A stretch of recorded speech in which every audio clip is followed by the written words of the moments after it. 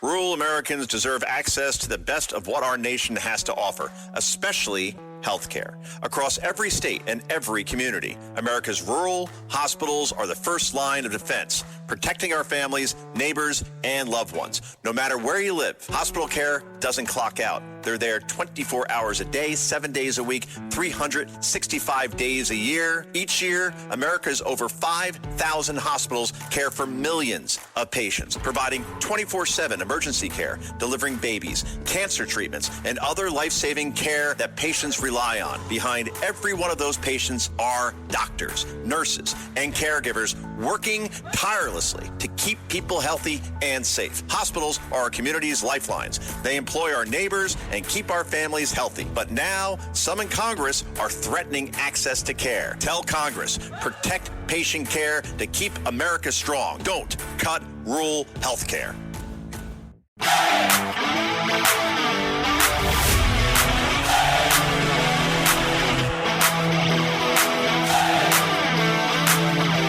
It's the Joe Concha Show, weekday edition. Joe Concha. Sponsored by the Tunnel to Towers Foundation. Here's Joe Concha.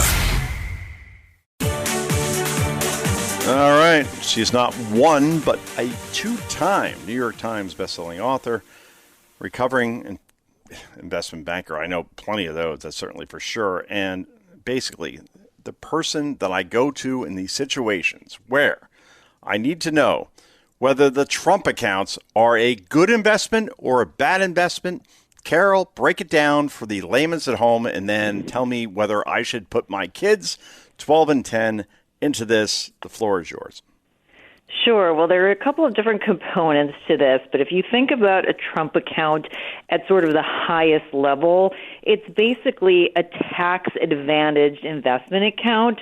So it's sort of like a custodial traditional IRA. So it's an opportunity for families to start saving for their youngins, while they're young, and it doesn't have the work requirement of a regular IRA. So I'm the kind of person, I think that if you are creating an investment as a habit over the long term, that is always a good thing. Now, the one distinction that I think has confused a lot of people is that newborns are getting a bonus of, I think it's $1,000, depending if you were born after January 1st, 2025 for the next few years. That's getting a bonus from the government, which I don't love because I don't think we can afford to do that. There are other entities who are stepping up to help with that. So I'm not as huge of a fan as the bonus, but in terms of your eligibility to open one, you don't have to have a newborn. As long as your kid is under the age of 18, you can open up this investment vehicle, and the opportunity to put up to $5,000, that's the current max, away a year on a tax-advantaged basis, tax-deferred basis, is a good thing. Now, do you believe in Scott Bessent? In other words, you obviously follow the economy better than anybody, but this guy seems to be the MVP of the Trump administration as far as he's successful. What he has guided at this point in terms of the economy seems to be the right way. When he says that if you invest in this, that you could have possibly $1 million by the time you get out of, let's say, college, if you invest in this as a parent to the max.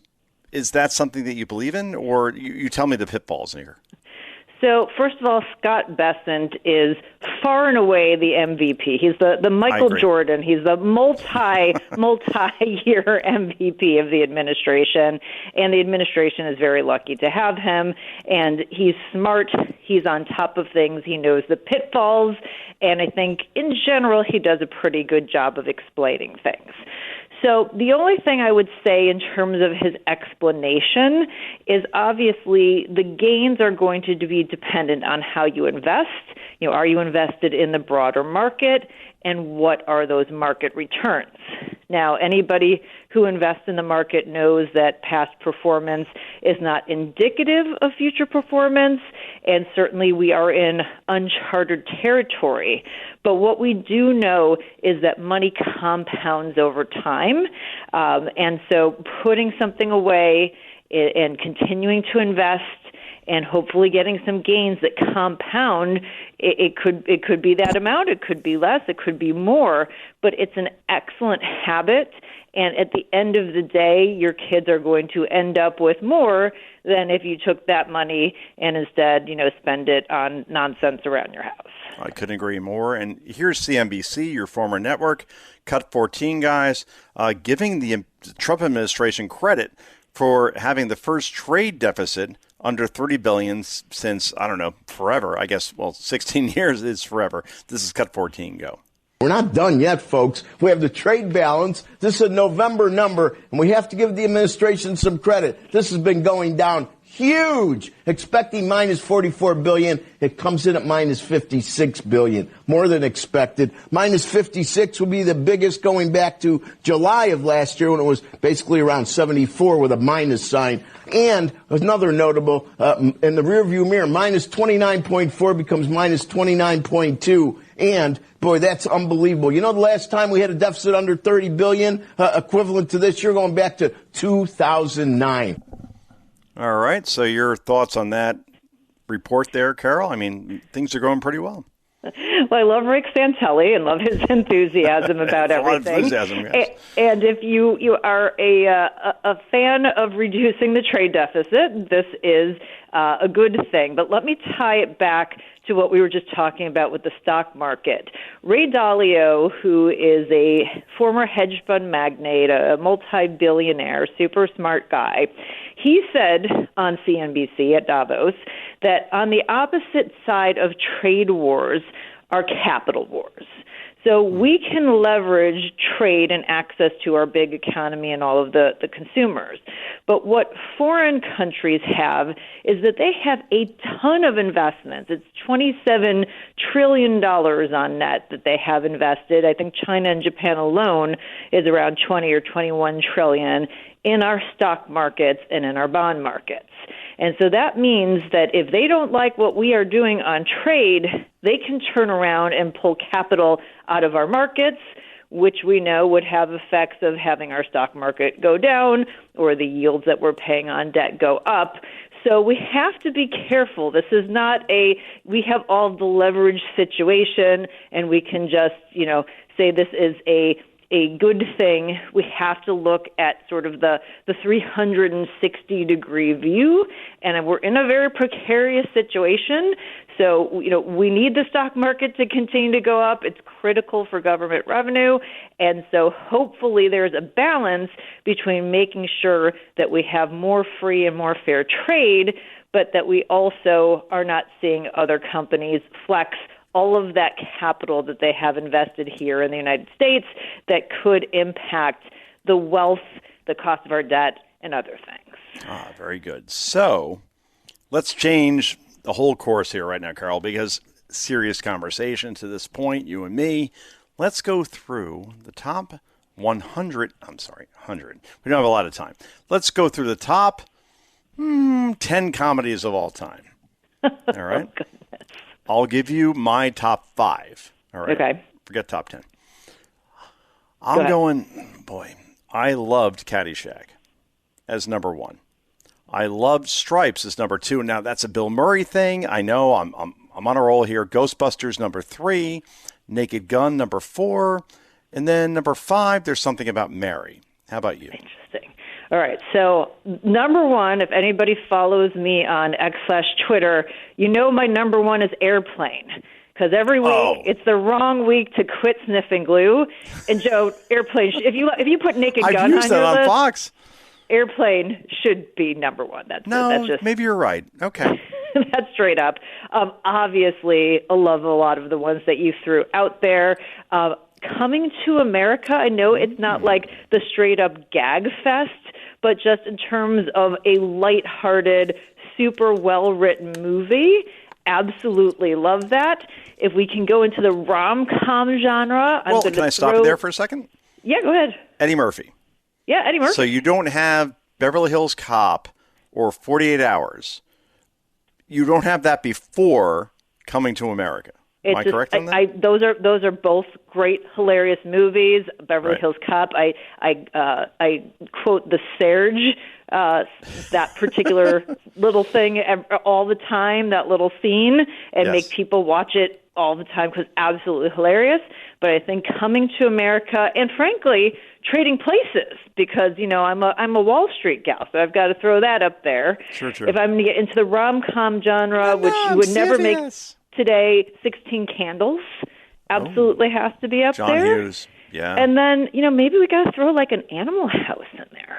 Yeah. Oh boy, you're right about that. John Belushi at his best. Yep. Nope. Boy.